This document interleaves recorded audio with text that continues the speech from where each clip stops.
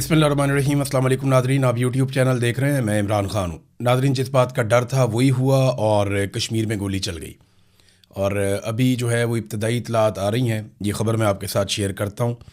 अफसोसनाक ख़बर है, एक नौजवान शहीद हो गया है और एक जो जॉइंट अवामी एक्शन कमेटी के रहनुमा हैं उन्हें गोली लगी है या वो ज़ख्मी हुए हैं। उनके बारे में कोई मुसद्दका इतला नहीं आ रही। तफसील से ये ख़बर मैं आपको बताता हूँ, लेकिन पहले गिलगित बल्तिस्तान में इंतखाबी मुहिम का वक्त ख़त्म हो गया और ये तारीख़ में पहली मरतबा हुआ कि वहाँ पे एक पॉलिटिकल पार्टी को मुकम्मल तौर पे इलेक्शन से आउट किया गया। पहले पाकिस्तान तहरीक इंसाफ को आप सब जानते हैं कि रजिस्ट्रेशन ही नहीं उनको दी गई, इलेक्शन लड़ने का मौका ही नहीं दिया गया, उनका इंतखाबी निशान ही उन्हें वापस नहीं किया गया। जो ज़्यादती उनके साथ 2024 में शुरू की गई वो अभी तक जारी है। इतना अरसा गुजरने के बावजूद भी वो ज़्यादती ख़त्म नहीं हुई। उसके बाद पाकिस्तान तहरीक इंसाफ ने जिस जमात से इल्हाक किया वहाँ पे वो एक इंतखाबी निशान रखना चाहते थे, पोलो मैन, तो वो भी उनसे ले लिया गया, उसका भी बंदोबस्त कर दिया गया।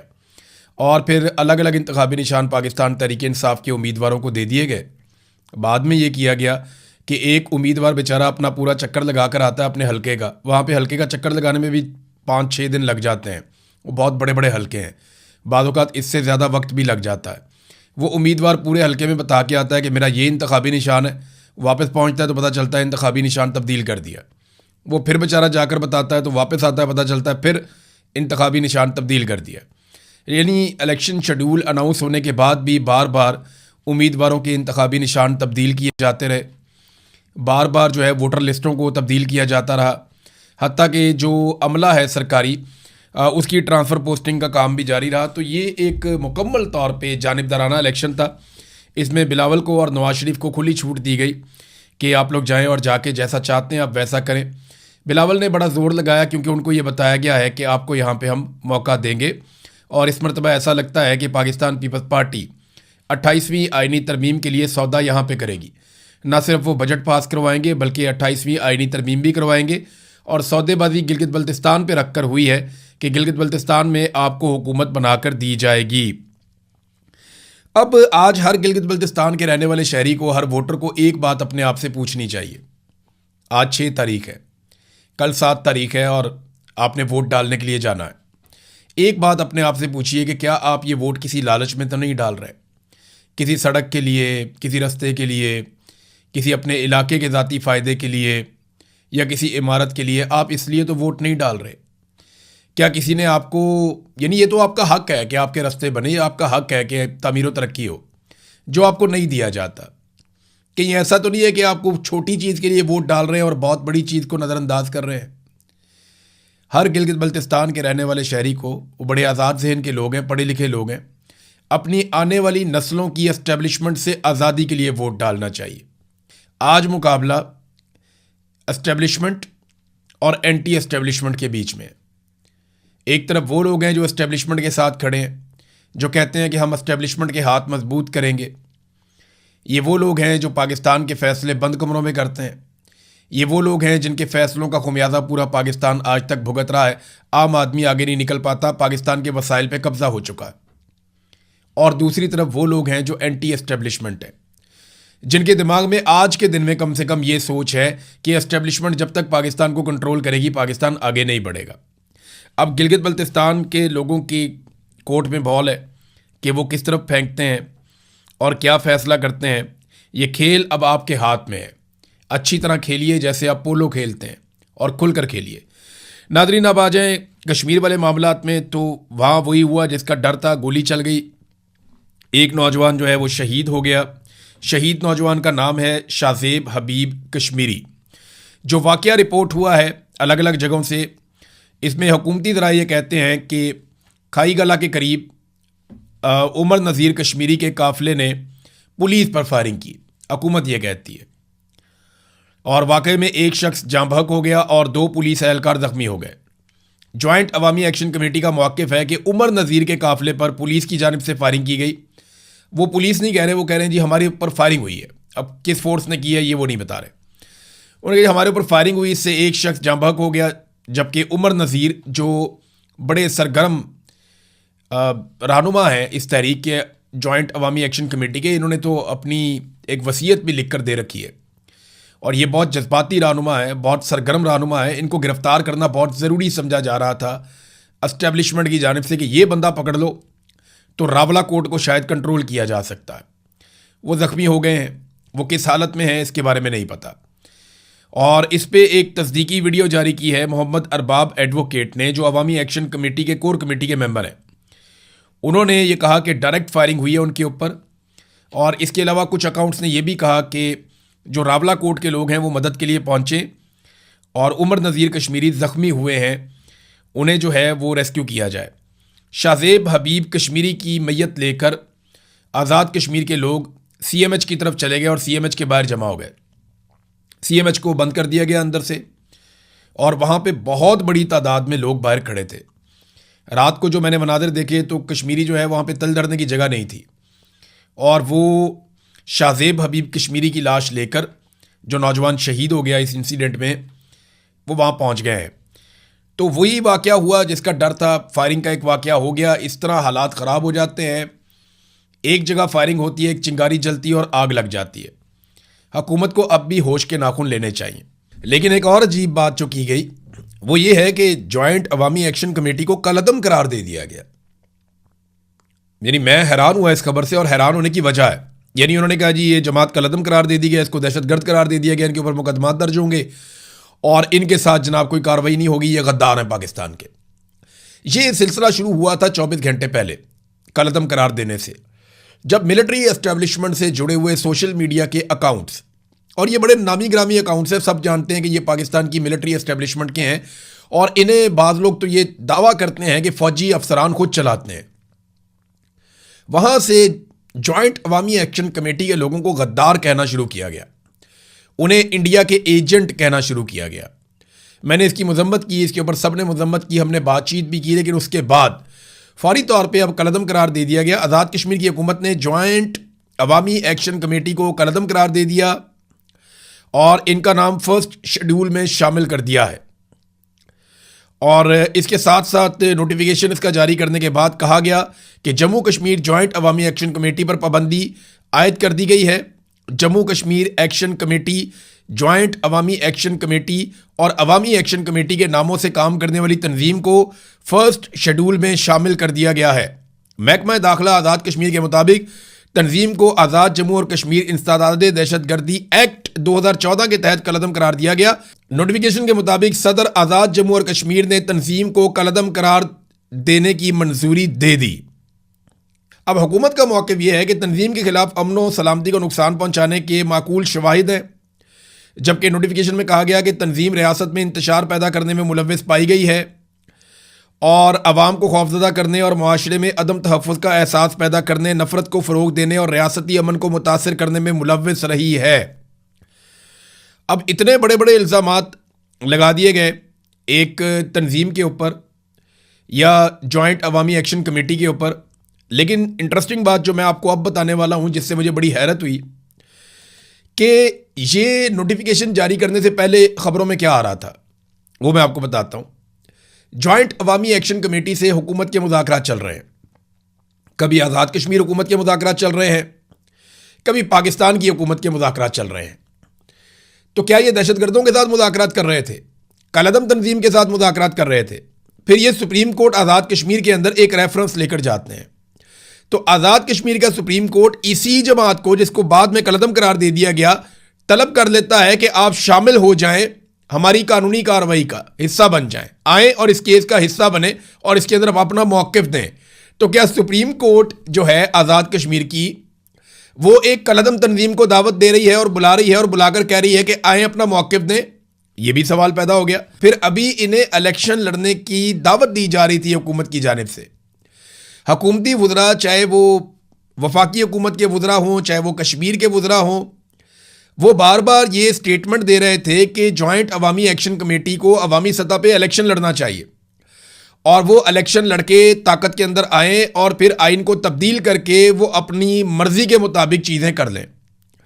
तो अभी तो आप उनको दावत दे रहे थे कि आओ आकर इलेक्शन लड़ो, अभी तो आप उनको दावत दे रहे थे कि सुप्रीम कोर्ट में आओ और आकर मुकदमा लड़ो, अभी तो आप उनके साथ बैठकर मुज़ाकरात कर रहे थे, और अभी आपने उनके मुहिब्बे वतन होने के दावे भी किए टीवी चैनल्स के ऊपर बैठ के, प्रेस कॉन्फ्रेंसेस के अंदर।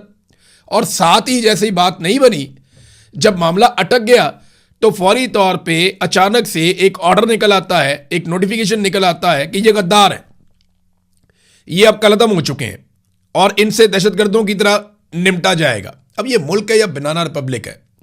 क्या ऐसे मुल्क चलते हैं? क्या ऐसे पॉलिसी बनती है? यहां पे बंगाली सबसे पहले उन्हें बना दिया गया गद्दार, उसके बाद बलोचों को गद्दार बना दिया गया, फिर पश्तूनों को गद्दार बना दिया गया, फिर कबाइलियों को जगह जगह उन्हें गद्दार बनाया गया, फिर सवाल उठाने वाले पंजाबी उन्हें भी गद्दार डिक्लेयर किया गया, जो सवाल उठाएगा वो गद्दार है। फिर गिलगित बल्तिस्तान और कश्मीर के अंदर भी अब गद्दार पैदा किए जा रहे हैं, वहां पे भी कहा जा रहा है कि ये सारे लोग गद्दार हैं। अब ज्वाइंट अवामी एक्शन कमेटी के लोग, ये सारे मुहिब वतन लोग हैं, पाकिस्तान के साथ जुड़े हुए लोग हैं, इन सारों को भी गद्दार करार दे दिया गया। तो नौजवानों की एक बहुत बड़ी तादाद जो है वो नाराज हो रही है पाकिस्तान की रियासत से। यह बात पाकिस्तान की रियासत और रियासती इदारों को समझनी पड़ेगी। बलोच नौजवान आपसे नाराज है, पश्तून नौजवान आपसे नाराज है, कबायली नौजवान आपसे नाराज है, पंजाब का नौजवान भी आपसे नाराज है, और अब गिलगित बल्तिस्तान और कश्मीर के अंदर भी आप यही सारा कुछ करते चले जा रहे हैं। यह नफरत बढ़ती चली जाएगी। आप ताकत से कुछ अरसा कंट्रोल जरूर कर लेंगे, लेकिन एक दिन यह लावा फट जाएगा। आप हमेशा ताकत के बलबूते के ऊपर मुसल्लत नहीं रह पाएंगे। ये लोग आपको रहने नहीं देंगे। आने वाली नस्ल को आप पहचान ही नहीं पा रहे। आपको समझ ही नहीं आ रही कि जो लोग पहले इस पाकिस्तान में रहते थे वो कहीं ना कहीं कंप्रोमाइज कर लेते थे, लेकिन आने वाली नस्ल बहुत लीथल है। वो सीधा सवाल करते हैं और सीधा जवाब मांगते हैं। वो लोग आपके गिरबानों में हाथ डालेंगे इससे पहले कि बहुत देर हो जाए और कोई बड़ा नुकसान हो जाए। आप पाकिस्तान के भले के लिए 4 कदम पीछे चले जाएं और अपनी जिद छोड़ दें। हर दफा कठपुतली हुकूमत आपकी फरमाइश के ऊपर नहीं बनेगी, आपकी ख्वाहिश के ऊपर नहीं बनेगी। लोगों को उनका फैसला खुद करने दें, चाहे वो गिलगित बल्तिस्तान के लोग हैं, चाहे वो आज़ाद कश्मीर के लोग हैं। अब नाज़रीन, इस वक्त दोनों तरफ से भरपूर तैयारियां हो रही हैं बड़े पैमाने पर। यानी एक तरफ सिक्योरिटी फोर्सेस को दाखिल किया जा रहा है आज़ाद कश्मीर में, वहाँ पे रेंजर्स जा रही है, FC जा रही है। इस्लामाबाद पुलिस को बुलाया गया तो वहाँ पे दर्जनों पुलिस वालों ने अपने मोबाइल फ़ोन ही बंद कर दिए। जब IG ने बुलाया बातचीत करने के लिए तो बहुत सारे पुलिस वाले आए ही नहीं।